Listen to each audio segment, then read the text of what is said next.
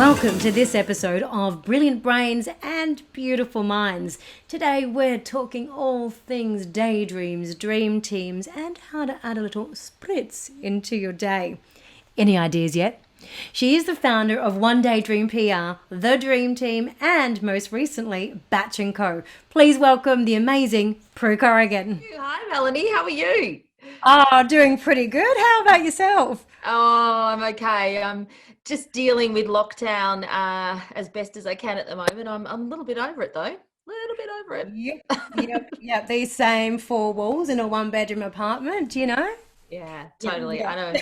We're down at our farm at the moment, and I think if I see a goat, a cow, or horse, or the lake again, I'm just gonna be like, oh my God, it's just like Groundhog Day. So, It so is like Groundhog mm, Day. And it just feels like you're just doing laps and the same thing. I it was trying to walk is. around my one-bedroom apartment doing laps, and I was just, yeah. Yeah, it's not the same. I feel like you're going bananas, really, I but know. I will never yeah. complain about the office again, ever, ever. Oh, isn't that funny? My 5 a.m. alarm clocks for, shoots, never like, cool, off we go. Exactly, exactly. Oh, so today we're going to be chatting with you about your brands, product development, personal branding, and creative inspiration. So it's pretty exciting. But I just thought to mix it up a little bit with what we're doing, I Mm. have one of your amazing batch and codes. Actually, I've got a few of them, so it might be one afternoon for me. I Um, love it. so I just couldn't go past this beautiful pale mint green. So I'm going to have a bit of a spritz while we do this one, and I while have we're one of them too. So cheers. Woo! while we're in ISO, I've Oh, become a bit of an exactly. alco. I know. I think haven't we all? That's the problem. So Oh, cheers. cheers, no judgment. Exactly. Well, let's get started and get into this. I just Sure. wanted to go back in time. Where did you see yourself in your younger years? And it could be, a couple of different points on the journey. Where did you see yourself position-wise, from a career point of view? What would you think you might do? Yeah. Well, originally I was studying acting. So I did a lot of amateur theatre. I was studying speech and drama with the Trinity College of London. I was doing private lessons. I did that basically from about the age of 7 through till 18. And I loved it. I truly loved it. I then left school and went into international trade. So I got into international trade, which, look, I just didn't do that well in year 12, I'll be completely honest. And international trade was there. And I took the university degree. I lasted 18 months there and said, this is not for me. And I guess I'd started, a few friends had said, I think you'd be great in PR, ended up getting into a PR course. And then during that time, I started to get lead roles at theatre companies, local theatre companies here in Melbourne. And I really had this sliding doors moment as I was offered a job office as well as a coordinator role as to whether I take the lead role on stage or whether I go into sports girl. And my mother said, I'm not going to support an unpaid actress. I suggest you get a job. And the next thing you know, I'm at sports girl and I was in PR and became brand manager there and was there for 6 years. And that led into the rest of my career. So really sliding door moments, but I always wanted to be an actress and it definitely, was a dream and is a dream. And I don't know whether it'll ever come back again, but we'll see.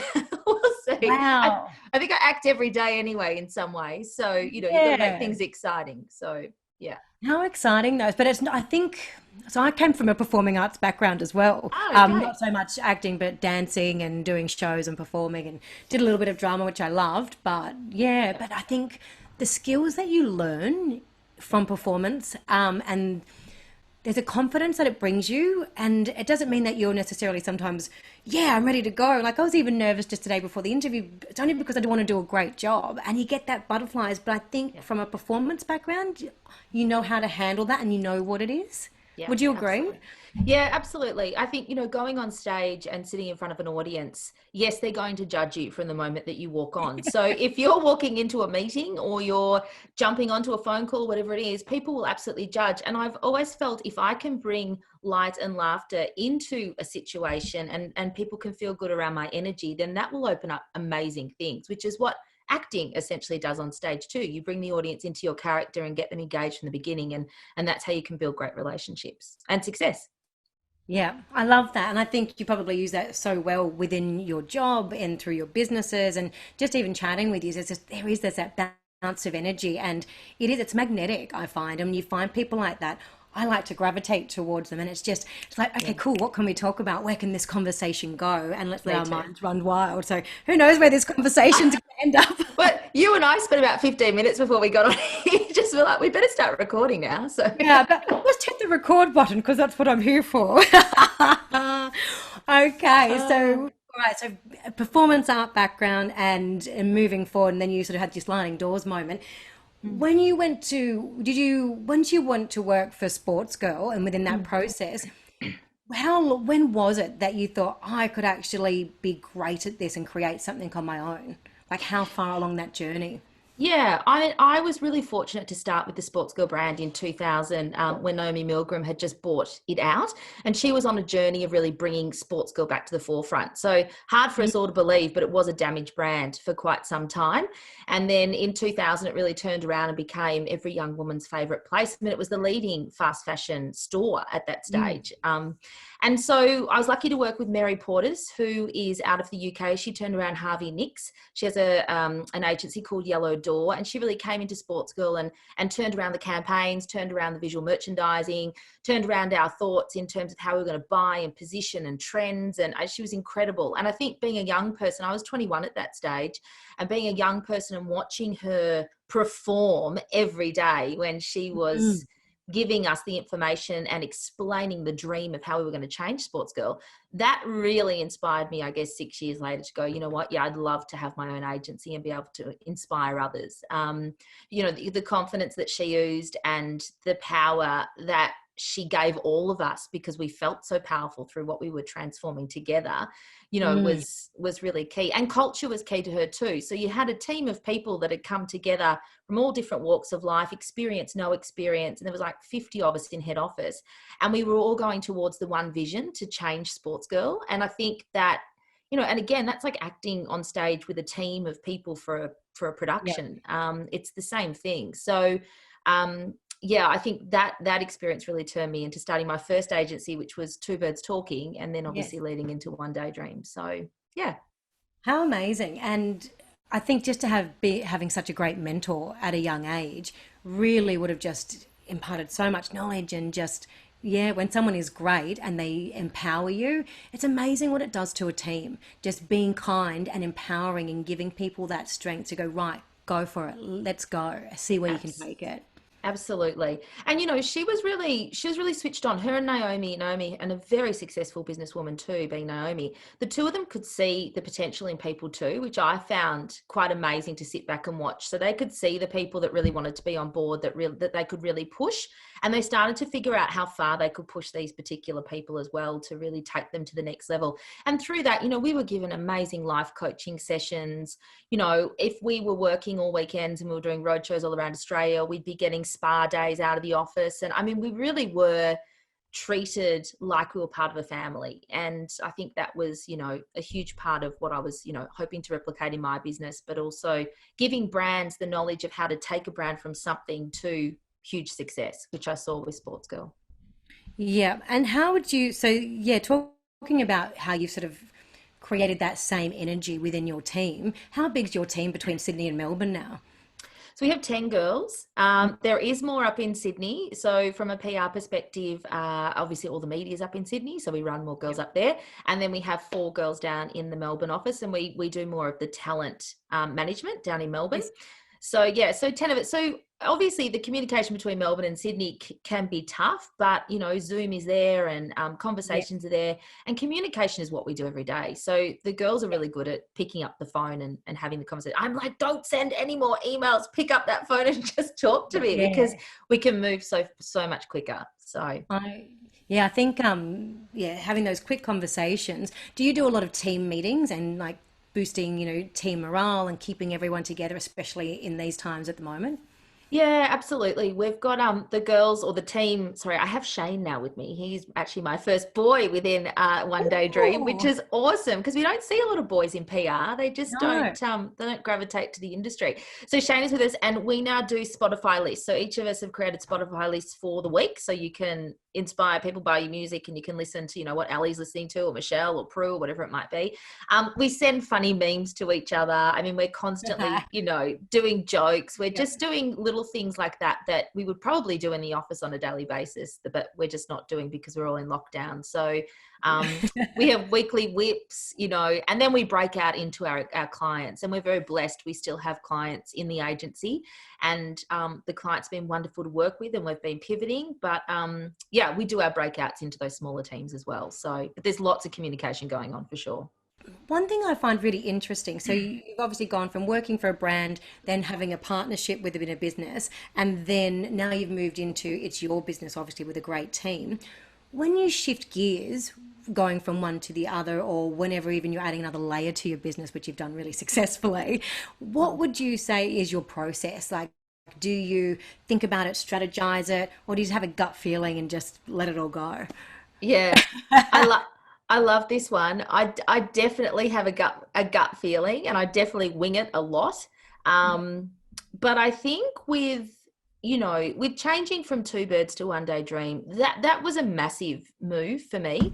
That certainly wasn't something that was taken lightly either. That was 9 years in a business, starting at a very young age of 27 and creating a PR agency in an already thriving world of PR. So we were like the new kids on the block.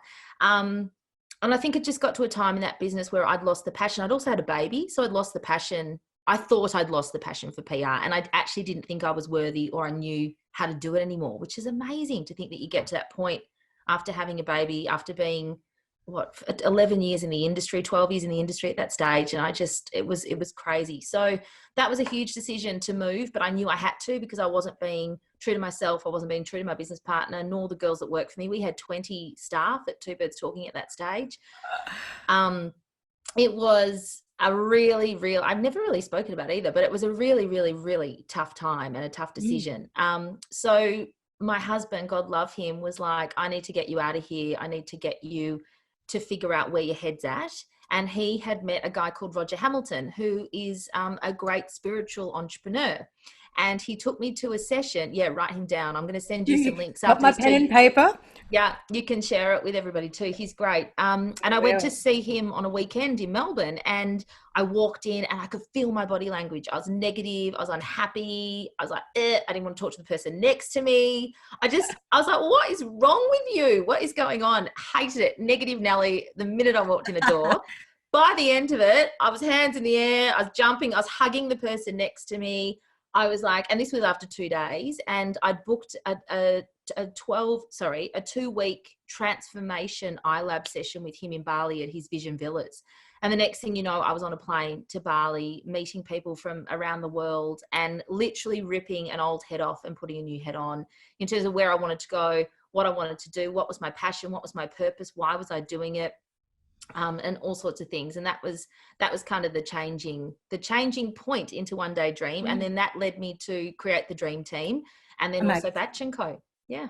For you to stay ahead of the curve on a creative level, or in business, what would be your probably one main thing that you've gone, okay, this is how I do that jump. This is how I take that next step.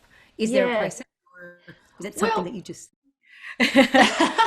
No, I think, well, it's funny, I remember pitching to a client 5 years ago to do a digital catwalk, a virtual catwalk. And I remember, virtual reality to me back then, I've been reading a lot of articles about the future of it. And for me, to host a PR event when people aren't actually physically with you, and you're sitting on your couch and I'm here and we can all click in, but then there might be an avatar of me or the founder of the company in your living room, is just blows my mind to the exciting point of, wow, this is like next level. I love it. I remember going to Disney World and watching, have you been into the 4D Shrek ride, where you get all the components? So look, smell, feel, see, the whole thing is all there. And so you get like wind blown in your face out of the seat in front of you. And then the chair is rocking, and you go through this whole visual experience, but the physical experience is there too. So I think it's always been coming. I think the world's been preparing, not for coronavirus, but obviously for things to be done at home so that we can be more global. And I think that just what we're seeing now has sped everything up. So staying ahead of the curve, I think I had some great ideas. The challenge was actually getting brands to step over into that and to convince them Yeah. to feel like that is something that they could do. That would probably be the biggest challenge, because I think a lot of people sometimes play it safe. And I Yeah. think also a lot of people sometimes don't understand the value of PR. I think that's a huge thing within my agency and world or industry of PR Yes. at the moment, where I'm trying to get to people to understand the value of it and how important it is in the mix. And it doesn't mean that it's going to make you instant sales, but if you have patience and you can go on that journey, there's great success for you at the end of that. So, yeah. It's so true, and I think because a lot of the followers that I have are artists and creatives and things like that as well. So I think what you're saying there is when people are building their personal brand as well, they have to have clarity over what it is, and I'm sure you can give me a couple of your top three things for personal branding. But I think they have to be able to market themselves and they need to PR themselves because there's no point doing all this work and nobody knows about you Yeah. because you Yeah. always nothing's going to change. Yep. So yeah, so if there was creatives out there, and this is a great time to sort of sit back and work out purpose, their own personal branding, what would you say if there were three things to spend the time getting to know that part of their business? Because a lot of artists just are who they are, and even as a performer, you would have known. You just like, oh, well, here I am, and you let the agent do the work. But what could people do to get clear around their personal brand identity? Yeah, we work a lot on that with the dream team. So, Yeah. and I do push a lot of people to uncomfortable point, because I was pushed to uncomfortable point and I had to get uncomfortable to be comfortable with who I am, really, at the end of the day. But I did write some, sorry, I'm looking down because I did write some notes as well on this. Go for it. So I think, standing for something, what will people know you for? I think there's a lot of people, especially influencers out there on Instagram at the moment, that are everything for everyone. And you really need to hone in on what are you going to be known for? What are people coming to your channel? Because it's your little media world that you've created. What are they coming to you for? Whether that's fashion, beauty, makeup artistry, cooking, fitness. Make sure that you Yeah. stick in that lane and you own it and you stick to that and don't divert. I think a lot of people can get in trouble there. Yeah. Don't be everything to everyone either. You don't need to be who you are and be real. And stay in your lane and don't try and be anyone else. There is a lot of competition out there, and there's a lot of people. It's competitive. Let me put it that way. It's competitive. Yep. So just stay in your lane, do your thing, and people will come to you because they know that you're being genuine, because you're speaking the truth. I think when I was younger, in my 20s, I really suffered with a lot of fear. And I think that we bring a lot of what our childhood has knocked into us into our adulthood. So I don't think I had the skill set or the mentality to understand how to deal with that. And then as I got into my 30s, whatever you do, but I got married, I had a baby. I was in already a fairly, growing and successful business at Two Birds, and then life changed. And, there was a lot of uncertainty and fear about what the next steps are and where am I going and what is my purpose and all that sort of stuff. I think confidence definitely helps you kick the fear. It is a mind game. Every day is a mind game for all of us. And if you don't keep that mind in check and you in check, it can really get out of control. And I've definitely been in that situation. Look, I found mentors and different people. I went and saw a white witch, who, Rebecca, is awesome. And it was really about shifting energies, because we do carry a lot of energies internally. And so how do we shift that so that whatever I was putting out, I was going to get back? So, a lot of people don't understand that what they're actually putting out is what they're getting back. So you put out fear, and fear is going to come and slap you real hard. Well done. Oh, it was out of a movie. They had like a wet fish and they just went slap you across the face and it just True. missed you. I know, it's Yep. crazy. And I never believed that that could happen. But when I became aware of it, it's exactly, I was creating it. I actually created all of it. So um, Yep. you have to take the responsibility on yourself and be able to get the head in the right space to be able to, turn it around. So speaking to people and communication is the best thing. Exercising is really good too. I mean, I'm not great at exercising, but I'm like, I'd prefer to pick up a spritz. But, Yeah. it Hey, babe, weight training. I know, Exactly. Really helps. Exactly. It's all those things. You just have to keep picking yourself up. As I said, if no one's died, you're going to be okay Yeah. because everything can be fixed. I think just for the audience as well, there was a question that I had in my notes for Prue, and basically it was around sort of failure and rejection, and within what she has to do for a job every day, you're basically pitching ideas. Now, as a creative, your ideas, like I don't have kids, these are my babies. Like I'm like, wah, wah, and they're Yeah. personal. They're a part of me because I get excited by them, and then you're putting it out there, and someone's like, "Nah, sorry." And it's like, Yeah. or you've got the wrong hair color if you're going for an audition, whatever it is. Yeah. And it's how do you, because sometimes that process, and it is grief to a point because you work through it, all your emotions out there, and then you do the circle. Okay, this one's not being ended up where I thought it would be. How do you knock that out and take that step forward? Like what would you say is like the mental process, or like what happens in your mind to be able to go, okay, great, that wasn't a success. What did I learn from it? How do I get forward? How do I move forward? Yeah. We had something recently with coronavirus where we had to pitch a whole heap of new ideas for all our existing clients. And one of the ideas that we came up with, I thought was fantastic. I was so, so excited by it. I think the client did too, but when it was pitched to the next level up, it was like, no, not going to happen. So and I was like, what? This is brilliant. This is going to put you on the map, like what? This is crazy.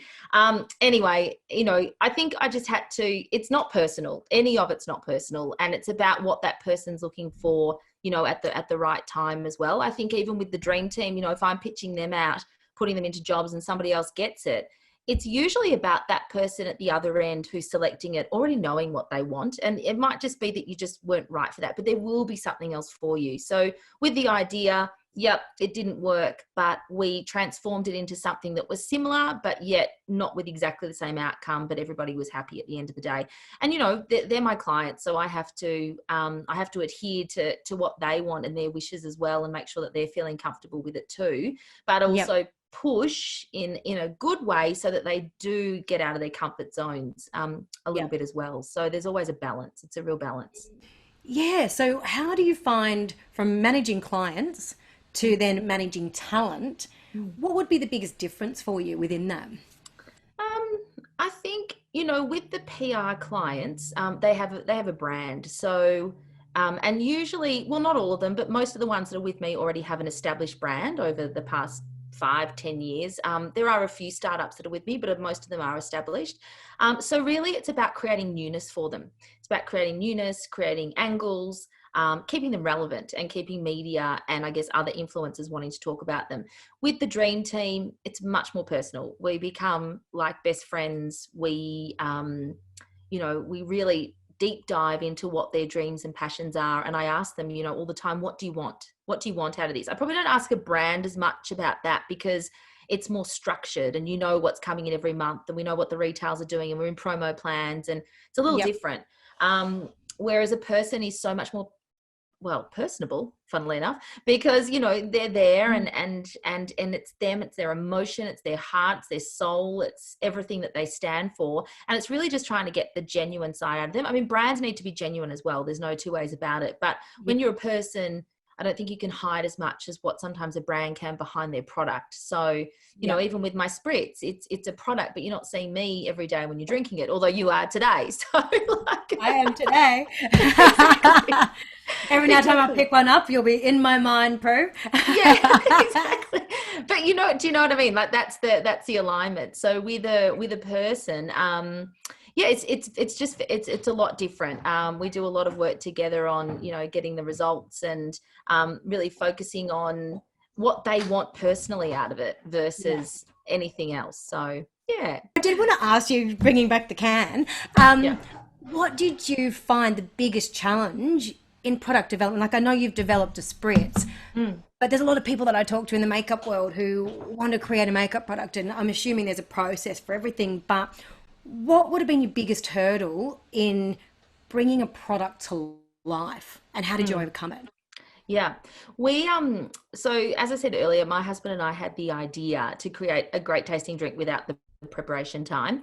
And we definitely were I'm off the on that right now. chemists behind that. Thank you. We definitely were the chemists behind that. We were lucky to have Thomas Kiltorp, who we had a business with, we had bars with, and he created these flavors, and through that we developed these drinks. Now this has taken 4 years. This is not something that just all of a sudden we're here and we have a spritz. The spritz itself is under a year old, so about 11 Yep. months old at the moment. But previous to that, we created non-alcoholic mixes because we could see the rise of the non-alcoholic mix as well. So the flavors took Thomas such a long time to create. I mean, he has an amazing palate, so he can come up with flavor and say, what do you think of this? And how does this taste? And so through that, he was able to create some of those. But then the whole process through, do we carbonate? Do we not carbonate? What does the consumer want? What do the retailers want? I mean, that process is really research, meetings, conversations, and how do we get to that point? And then where do we mix it? And where is our canning facilities versus where is the product coming from? Because a lot of it was coming from overseas.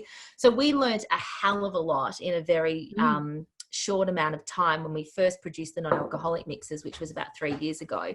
And that, yeah, I think looking back, we probably should have done a little bit more research on all of that and how it was going to work, because we went from non-carbonated to carbonated, and then once we carbonated, retailers and bars were loving it as well. So I'm loving the bubbles.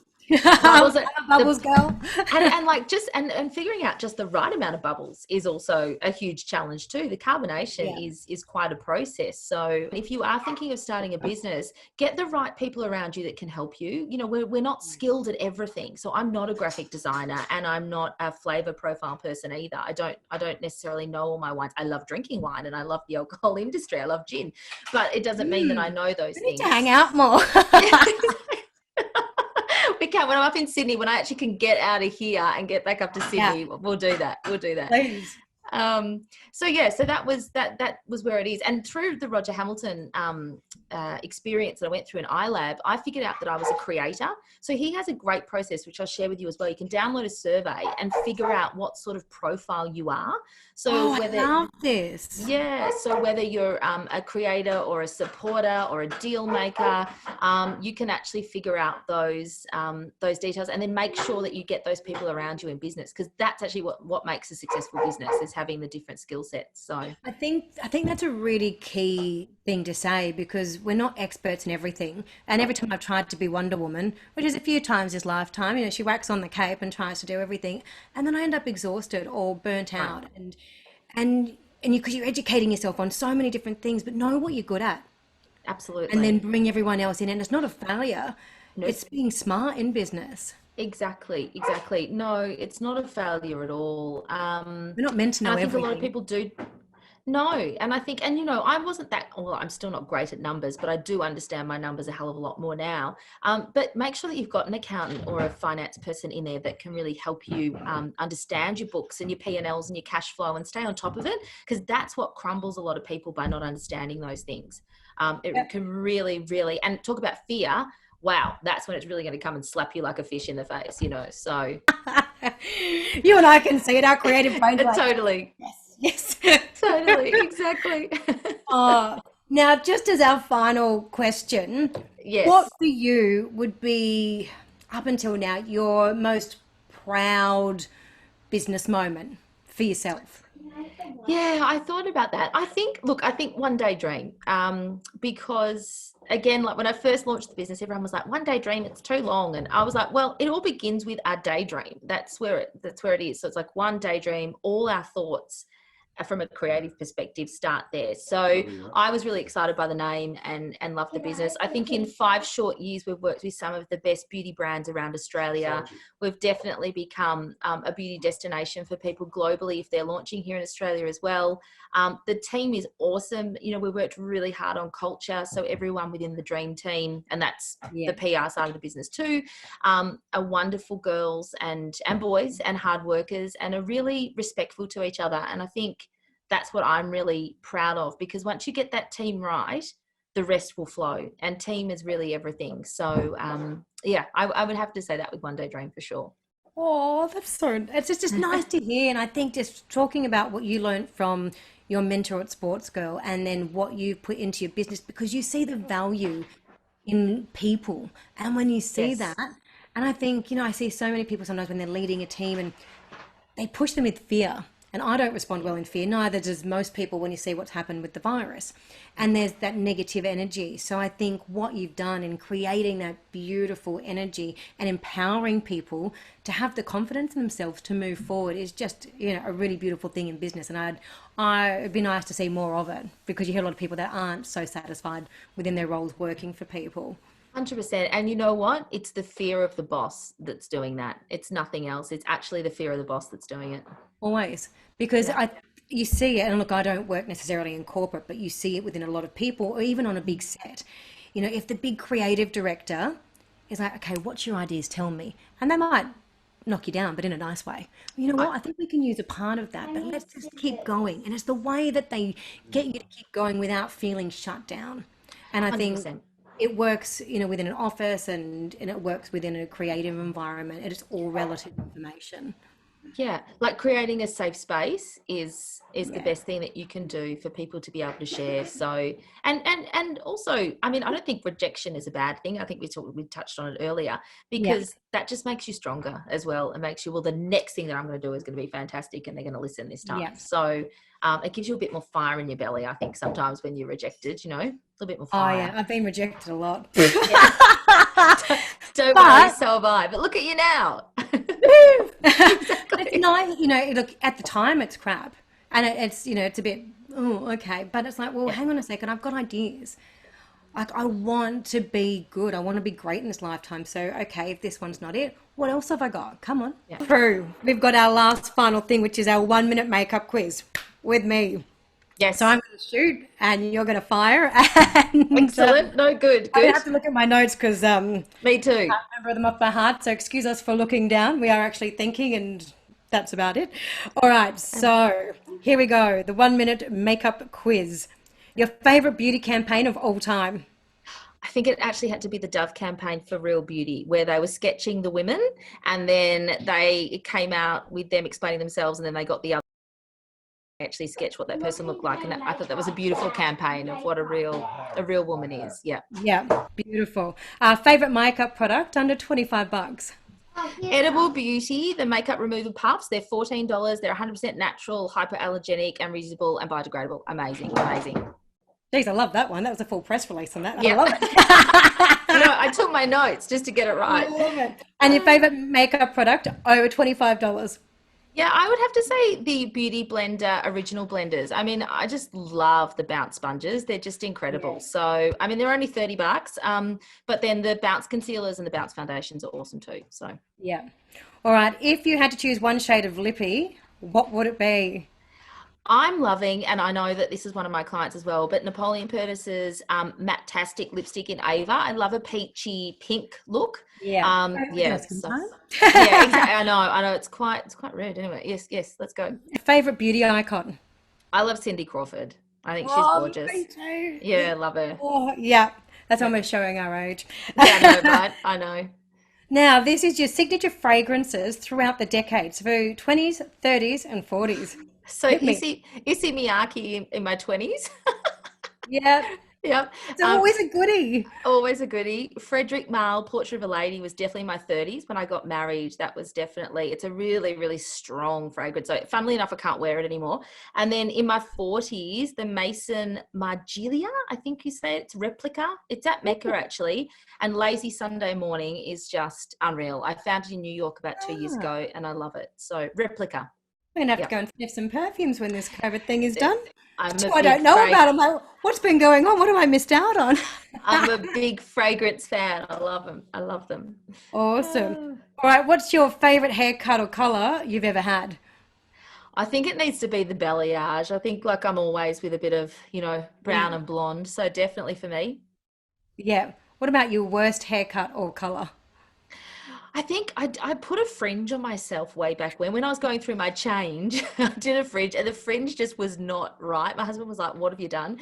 And at another stage, I went like dark red because my hair has a lot of red in it. When they dyed it, it just went this terrible, terrible color. Yeah, dark red. No, no, no, no, no. Yeah. Yeah, I've had plenty, don't you worry. Um, skincare or beauty product that you just can't live without. Yeah, the Ulla Henriksen Transform Walnut Scrub. It smells like cookies and cream, and it is the best Yum. scrub for your face. It's amazing. Oh, I'm gonna have to find a few new things out there. Yeah. What was the best beauty tip you've ever been given covering hair, makeup, or skincare? I think it's more about contouring, and I'm still trying to get to that point, but just to really highlight your cheekbones, your jawline, and your nose, that can really just transform your face. So, and even putting a lighter concealer up under your contouring, I think really helps to shape your face a lot more. So I'd say that was the best tip. Yeah, Jay Kisnorbo told me that one. I loved that tip. So Oh, I yeah, love it. I love it. she's And do always you know, like, don't be perfect. She's like, you don't need to be perfect. Just do it. Just blend. So yeah. yeah, yeah, and you always remember who gave you the tip too. Yeah. Yep. Always remember that. It's Always. something. Yeah. Go to nail color. Any pink. It's like light or dark. I love a pink. Yeah. Yeah. Light or dark. Deep pink or light. Yep. Brilliant. Favorite 90s makeup product. Nude. You'll love this. Nude by Nature bronzer and Australis clear mascara. Oh, the clear mascara. I loved it. Loved it. Yep. We Yep. didn't have much choice back then, though. We just didn't have much choice, did No, we? Really? No. no. I have plenty of hideous photos. I actually Yeah. burned Yeah. a few of them from the 90s. I know tops. I know Oh, tinsel yeah. jeans. Yeah. Yeah. And if you could have one product only in COVID lockdown, what would you be? I think the Sand and Sky pink clay mask. I mean, any masking I think during lockdown is amazing. It's Yep. definitely the new lipstick of the recession, they're saying. Yeah. Yeah, the Sand and Sky pink clay mask is unreal. It just brings out the impurities and gives you beautiful feeling skin. So yeah, I'll have to send you some. I'll get you some over. It's really good. Thank you. Nice. All right. Now, my favorite and the final question to finish up what we're doing today. In 3 words or less, what does beauty mean to you? So spirit, smile, and mind. Oh, I'm giving you a Definitely. big virtual hug right now. If we're in the same room, I wouldn't be able to keep social distance, or maybe my energy would be bouncing right off you. But I love it. I love it. No, I know. Very good. No, definitely. Beauty to me is not about the face at all. It's just about what's inside and people's minds is what gets me going. I think it's great. So yeah, oh, hence why we're doing these things because I'm trying to get into your correct. mind for our I brilliant brains know. and beautiful minds. And I love it. It's great, yeah. Melanie. Well done on it. It's awesome. Oh, Good job thank to you. you. Thank, Keep thank keep you for giving me the keep time going. today because I'm so appreciative because I do love the way your brain Of works and course. I've followed you for a lot of years. So to have these Thank conversations you. with women that, I find are really inspiring excites me. So thank you, Pro. Yeah. Ah, you're welcome. Thanks so much for the chat. It's been fun and so good to Yes. do during lockdown. Yeehaw! Like the toe in a Cheers. farm. Yeehaw. Cheers to that. Cheers to Cheers. that. Oh, thanks so much, Pro. All right.